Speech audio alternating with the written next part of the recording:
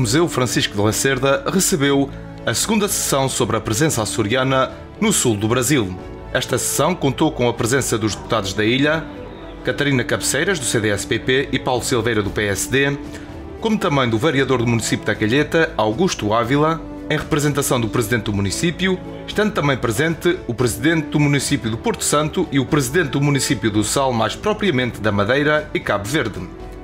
Entre outras entidades presentes e público, a abertura desta sessão teve início pelo diretor regional das comunidades, o Dr. José Andrade, e de Luís Silveira, presidente da Associação de Municípios do Triângulo, que também estiveram presentes nesta noite no Museu Francisco de Lacerda.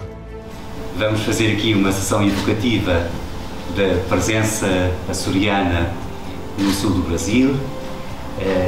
Integra-se no âmbito de outras sessões que já foram realizadas nos últimos anos em diferentes ilhas dos Açores, mais recentemente, ainda ontem também, no Museu do Pico, nas Lajes do Pico, e hoje aqui em São Jorge, no Museu da Ilha, uma sessão a nível de ilha, que é promovida pela Presidência do Governo dos Açores através da Direção Regional das Comunidades e em parceria com a Direção Regional dos Assuntos Culturais.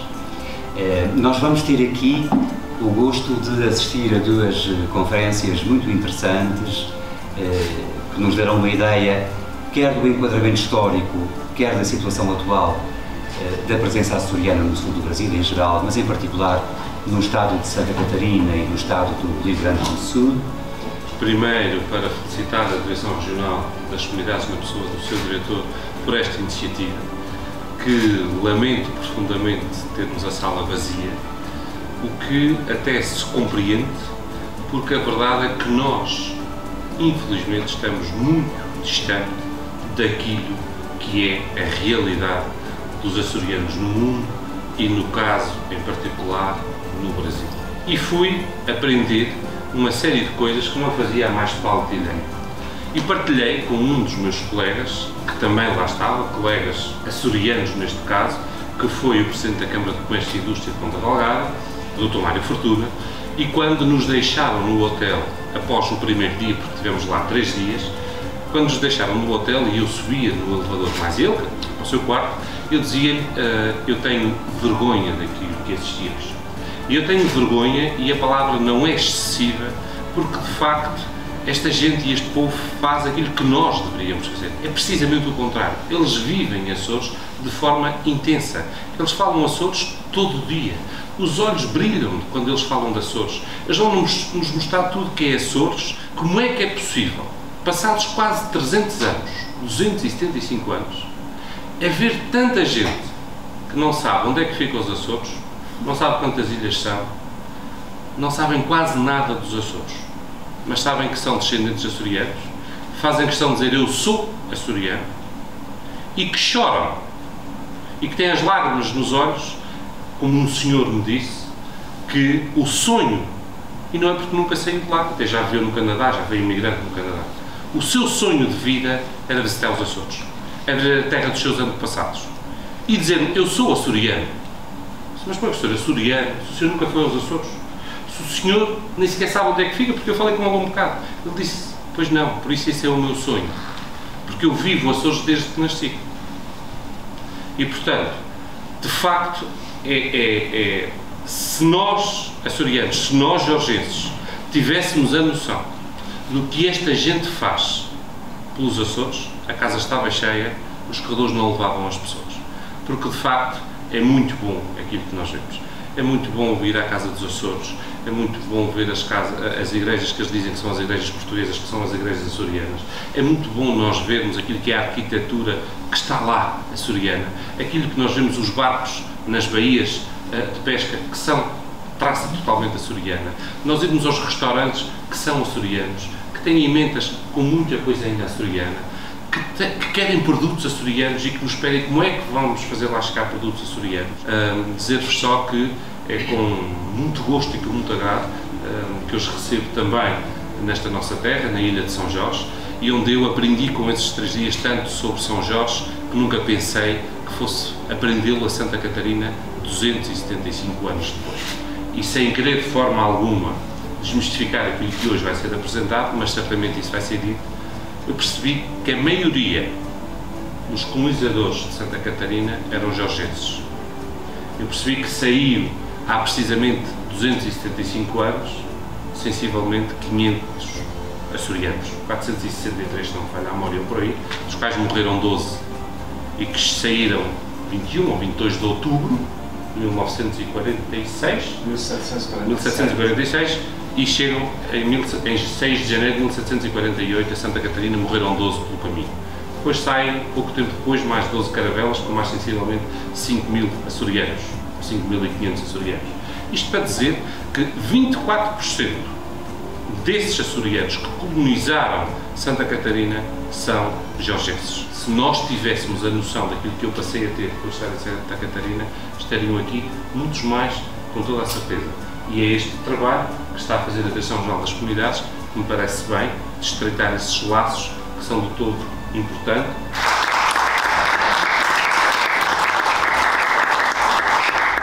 Os conferencistas Sérgio Luís Ferreira, presidente da Casa dos Açores de Santa Catarina, e Viviane Peixoto Hunter, presidente da Casa dos Açores do Rio Grande do Sul, interviram nesta sessão no Museu Francisco Lacerda, cá na Ilha de São Jorge.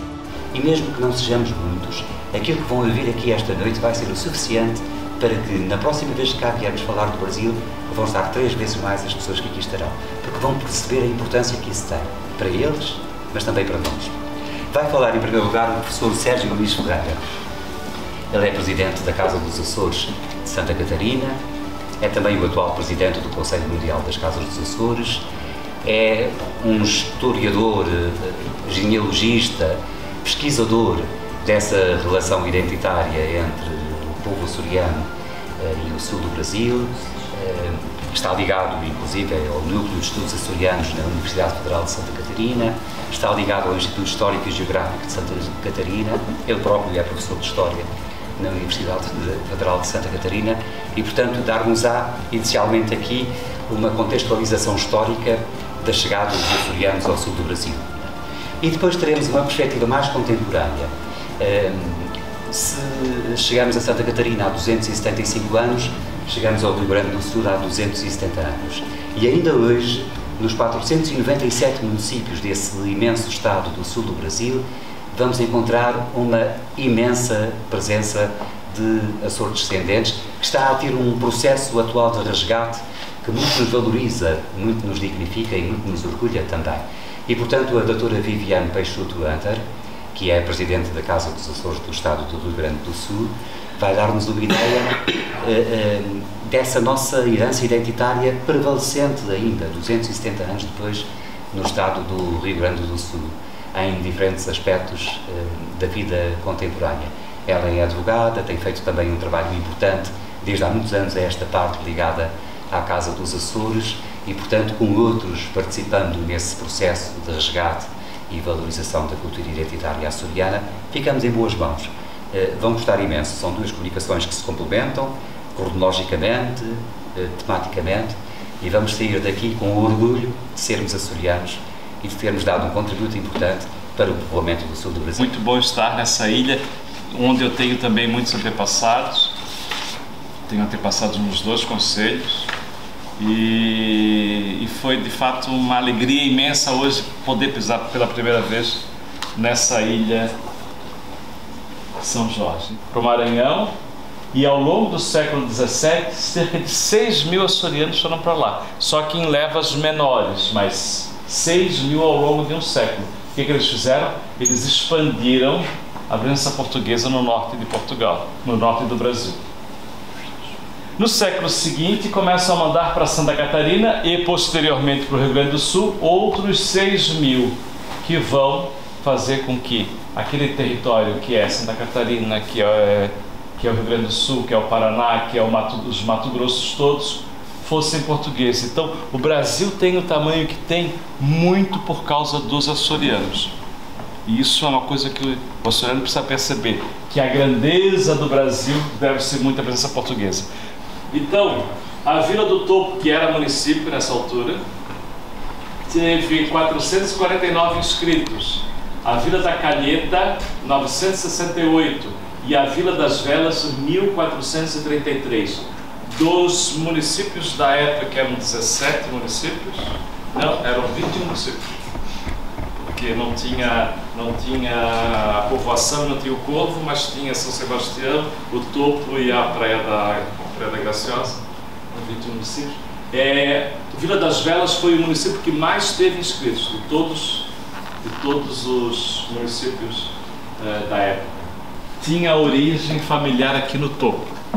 Eu descobri isso há pouquíssimo tempo. Eu disse, meu Deus, não pude dizer isso para ele. Imagina se ele tivesse descoberto isso, né? Então vocês podem dizer que São Jorge deu, entre os seus filhos que migraram, um descendente que é o grande pesquisador e incentivador de tudo isso, que é o Franklin Cascais. É nome da Fundação de Cultura do município de Florianópolis, inclusive, e tão importante que ele foi para essa nossa cultura popular ser novamente valorizada.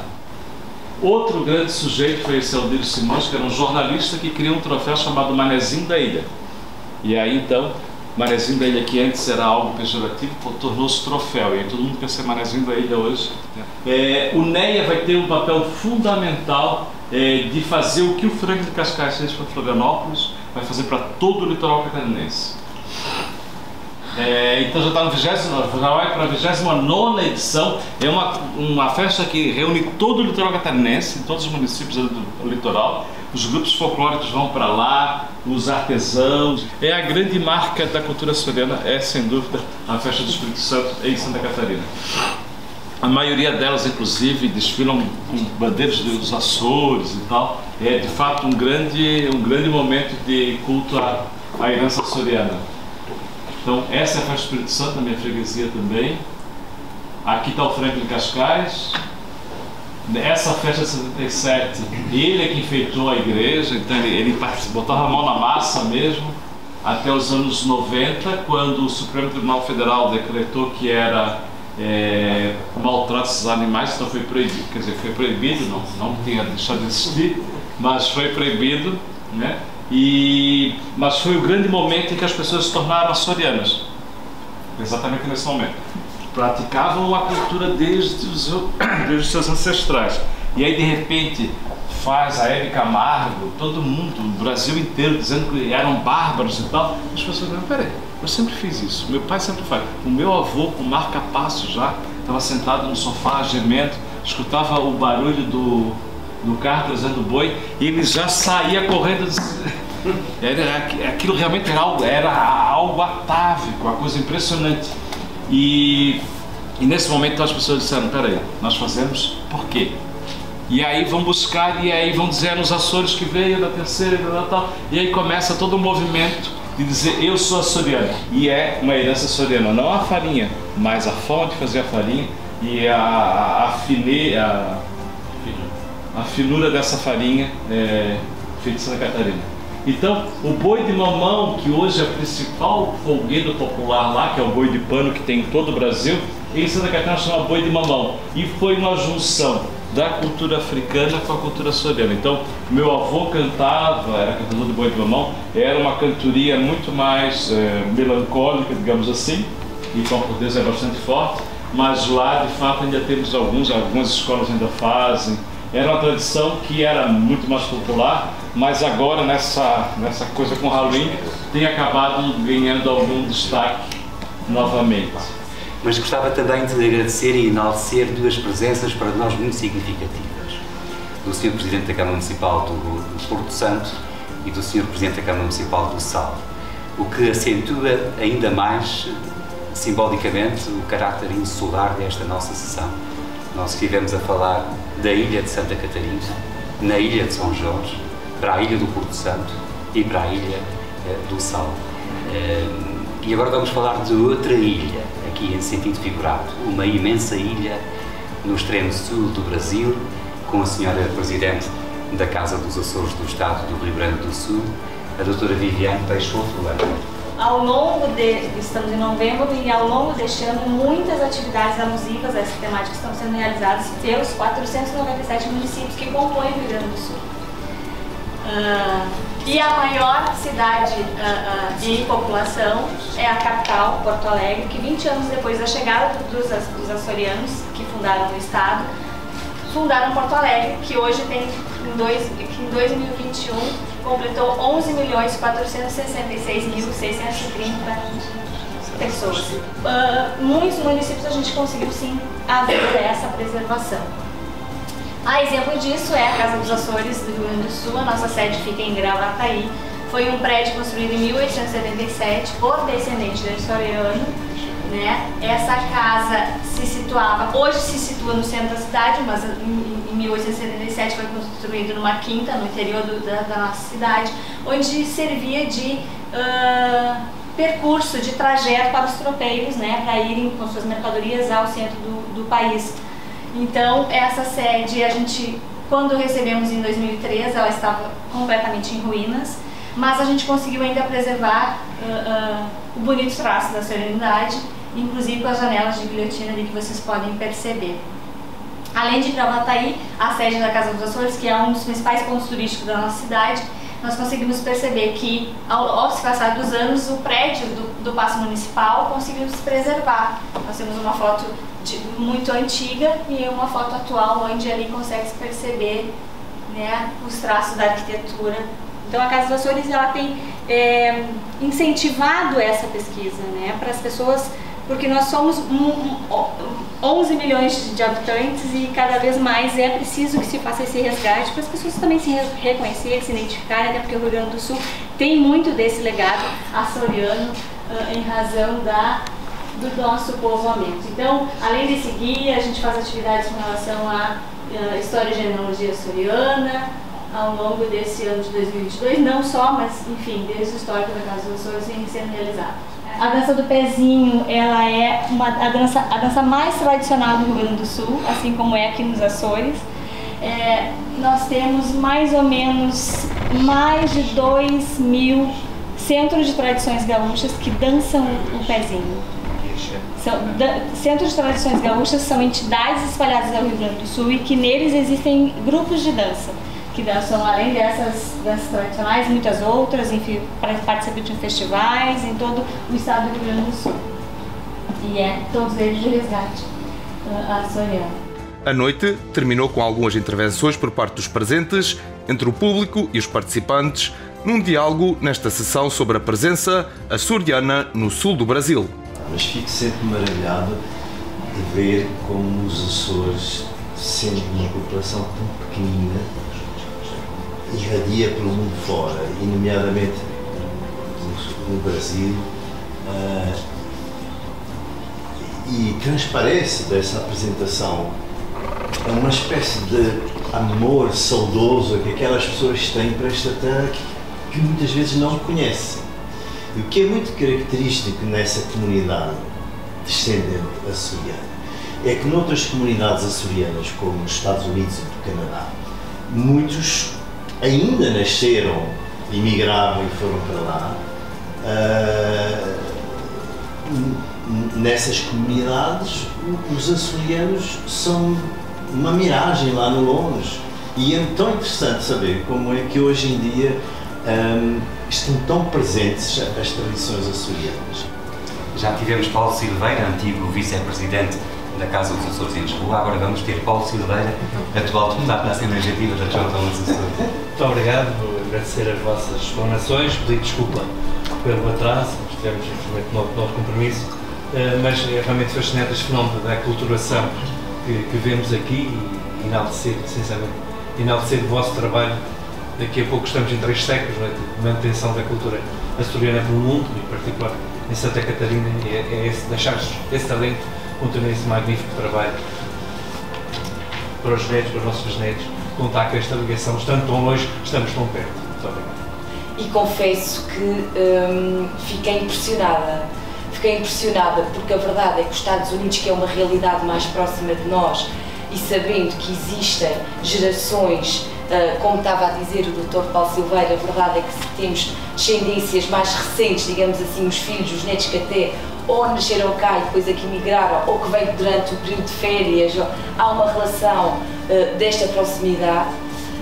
E a verdade é que quando chegamos ao próprio Conselho da Diáspora, em que temos representantes do Brasil, da Bermuda, conseguimos ver como se vive tão intensamente esta açorianidade. E a verdade é que confesso que me surpreendeu e de criar um laço tão próximo, quando a verdade é que na genealogia a distância já é maior daqueles que nasceram aqui.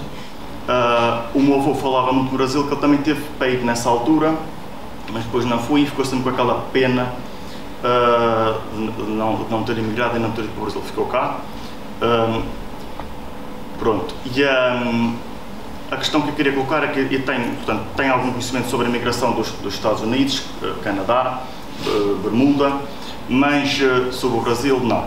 Sabemos que na Califórnia o pessoal de cá foram para leitarias, nos outros países para outras atividades, mas a minha curiosidade era só saber essas pessoas que foram nesta altura para o Brasil dedicavam-se a quê?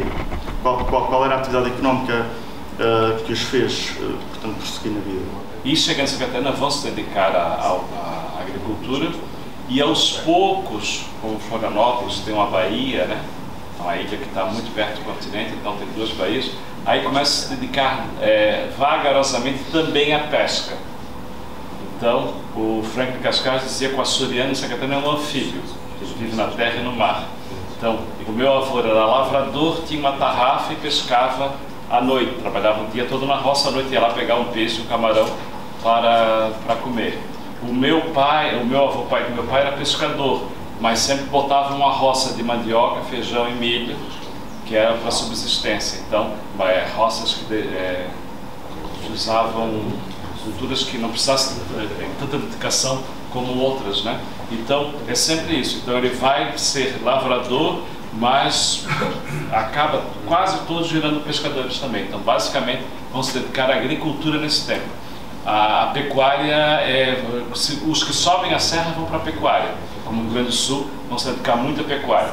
Já o litoral catarinense é basicamente a agricultura mesmo e acaba se dedicando à farinha de mandioca. Então, a produção da mandioca vai ser a grande produção e depois o café.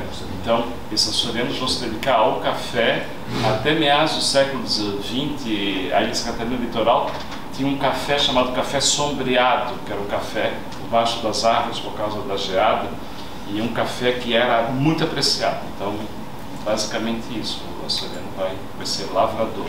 Eu, por exemplo, na escola onde trabalho, tenho uma colega que fez a maior parte dos seus estudos em Santa Catarina. Acredito que ela não saiba que está a acontecer esta situação aqui, mas ela tem um orgulho imenso nisso, e sei que os pais, que ainda estive há poucos dias com eles, ainda continuam a ir com alguma frequência lá a Santa Catarina, e a verdade é que aqueles dados que foram ali apresentados mostram-nos que houve muita regressão populacional nas nossas ilhas, e a verdade é que nós sentimos. Eu também não nasci aqui, vim para aqui há 22 anos e sou açoriana agora por paixão, não é? Mas a verdade é que eles estão a fazer a diferença e, pelo menos da parte da educação e da minha parte como habitante aqui no Concelho da Calheta, eu acho que eles são muito bem recebidos e estão a fazer mesmo a diferença. E nós temos muita regressão populacional e eles estão-nos a ajudar a ganhar um novo ânimo. E gostei muito e não queria deixar de sair daqui sem dizer que adorei. Muito obrigada. Eles têm a Quinta Cultural, que é lives todas as quintas-feiras sobre a cultura do Rio Grande do Sul, e uma senhora aqui de São Jorge mandou cartas para ela, porque não acessa a internet e tudo mais, mandou cartas escritas para ela lá na Casa dos Açores, e ela quis vir daqui conhecer a senhora, e nós passamos ali da Dona Maria José da Silveira, que mora atrás da Igreja das Manadas, e chegamos lá, ela olhou e ela não sabia, foi surpresa, e ela conhecia e me conhecia também, porque ela assiste tudo que pode sobre nossos assuntos lá, e ela estava assistindo a uma live da Direção das Comunidades, que é uma sobre genealogia que foi feita, eu e o Diego Fal, né? E eu falo entre outros descendentes de açorianos lá de Santa Catarina, porque, como eu digo, o catarinense sempre tem o pé nos Açores, mesmo que tenha sobrenome alemão, o sobrenome francês. E é um caso do José Henrique Boatê, que é fundador do Ensino Superior de Catarina, fundador da Academia Catarinense de Letras, que já tem 102 anos, fundador do Instituto Histórico Geográfico Catarina, que tem 126 anos, e esse homem era neto de um casal aqui das Manadas, e ela quer fazer a genealogia ali, isso já se sabe, né, que são, mas ela não sabe os nomes, eu vou mandar para ela, porque ela quer identificar ali. Então, das Manadas foi alguém que se casou com outras etnias e acabou chegando a uma pessoa que é um personagem muito importante do Ensino Superior de Santa Catarina e tudo mais. Então, para ver o quanto vocês contribuíram para nós lá, nesse sentido de que Santa Catarina é, como o Rio Grande do Sul também, né, muito fruto dessa herança. Então, os açorianos foram realmente aqueles que expandiram e falamos português graças aos açorianos. Falar castelhano não ia ser então realmente algo muito importante que a gente tem lá e é uma herança que a gente de fato ama e é muito bom estar aqui na terra dos meus antepassados de 6ª e 7ª geração, né? Entre eles aqui da Ilha de São Jorge também. Então isso é uma alegria imensa estar aqui e agradecer muito realmente essa oportunidade. Muito obrigado a ambos. Eu queria, aliás, em nome da Direção Regional das Comunidades do Governo dos Açores, deixar, por fim, apenas 2 agradecimentos. O primeiro, dirigido ao Presidente da Casa dos Açores de Santa Catarina e à Presidente da Casa dos Açores do Estado do Rio Grande do Sul, por terem aceito o nosso convite e, sobretudo, por terem trazido 2 comunicações tão interessantes. O segundo, para agradecer a presença de todos, tornaram possível, necessária, conveniente e proveitosa esta nossa sessão. E quando não estão muitas pessoas presentes, ainda tem mais valor a presença de cada um. Por isso mesmo, muito obrigado e boa noite. Uma reportagem alargada sobre a presença açoriana no sul do Brasil, que se realizou no Museu Francisco de Lacerda.